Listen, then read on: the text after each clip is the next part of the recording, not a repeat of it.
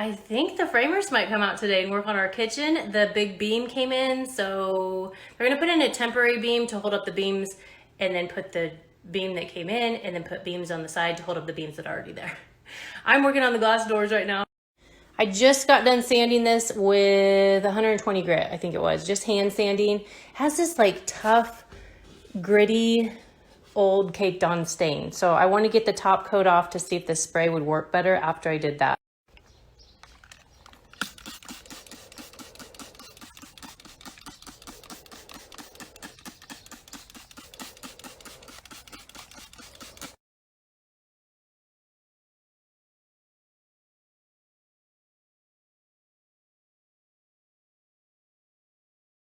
Wow, that looks really good. It still has some of that caked on part. I'm just going to go over this with some sandpaper again and then probably spray it again. But the sanding prior helped it out a lot.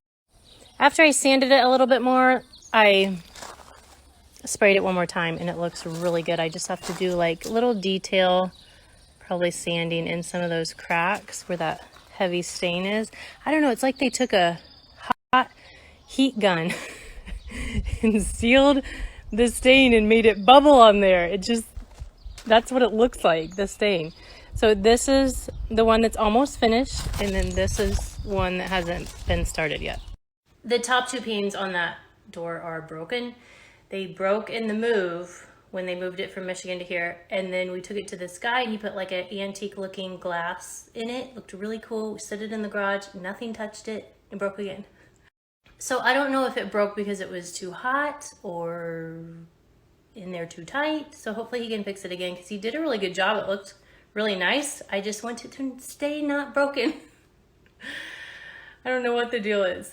And just like the oven cleaner method, so this finishing cleaner is a green product that I'm using. It's similar to the oven cleaner method. Just like the oven cleaner method, it does not always work. Oven cleaner method does not always work. Usually on the older pieces with less sealers, like that big cabinet that I did with the, what do you call it? I want to say a Cupid, but that's not what it is.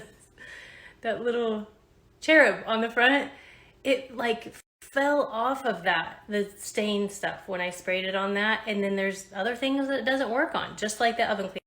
A lot of you send me pictures of your pieces and ask me if it will work on that. I don't know what to say because sometimes I think it's gonna work and it doesn't, or vice versa. I think it's not gonna work and then it just falls off. So it's kind of hard to tell. I usually do a test spot now, but it seems the older pieces with the less sealer is what it works the best on. I have had older pieces though where it hasn't worked that great and I had to do a lot of scrubbing. But for me personally, I would rather do this several times than get out the furniture goop stripper.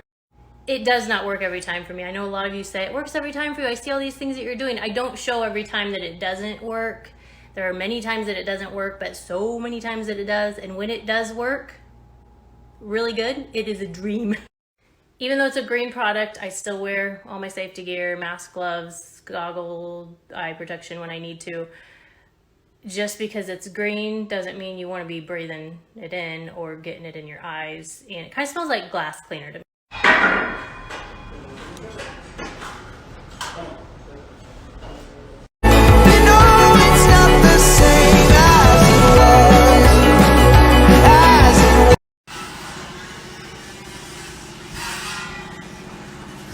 It looks so good.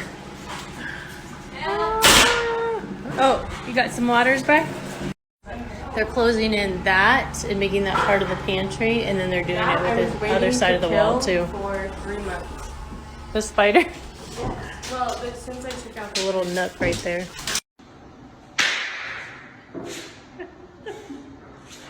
the then I will got it.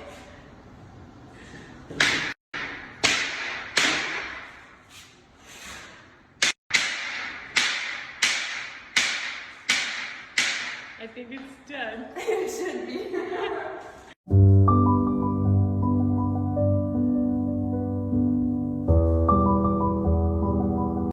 Who remembers this huge 12-foot cabinet? Well, it's taken 12 years of my life away. I sanded it, scrubbed it, rinsed it, sanded it, scrubbed it, rinsed it, sanded it, scrubbed it, rinsed it. Am I 12 years older, or do I just feel it? It sure is. I just posted a reel of my cabinet update, where we're at in this 12-year process. I don't think I've ever been so ready for a project to be over. I mean, maybe the other 9,432 times that I redid things, but I haven't even redone this one yet.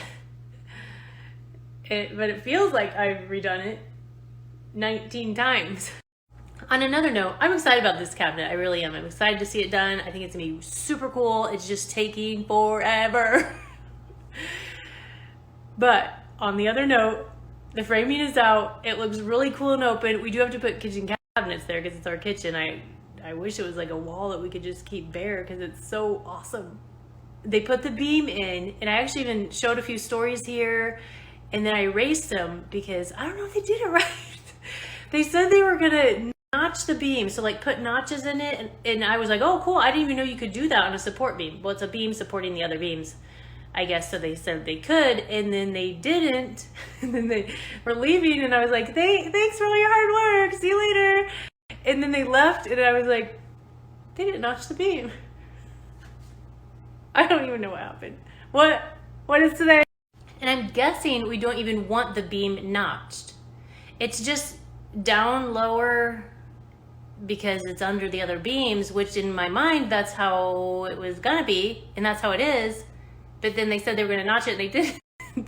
So now I'm thinking, should it be notched? Should we notch it and push it up there? But on the side edges where they slanted it because of they had slanted it on the side edges because of the brick wall, it's not flush with the wall because of the brick. Obviously, it's not gonna be flush on top of the brick. So when they cut out the notches, it's probably not gonna be flush on the beam that they're shoving it up onto. Does any of this make sense? I'll show you a picture.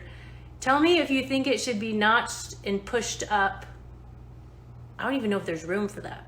I guess the guy in charge is coming to talk to me tomorrow morning, and look.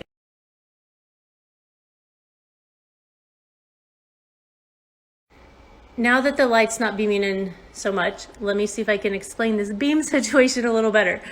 So the photo that I showed wasn't that great because it was showing this beam on the other side. It's not this beam that's holding up the big one, it's these on this side.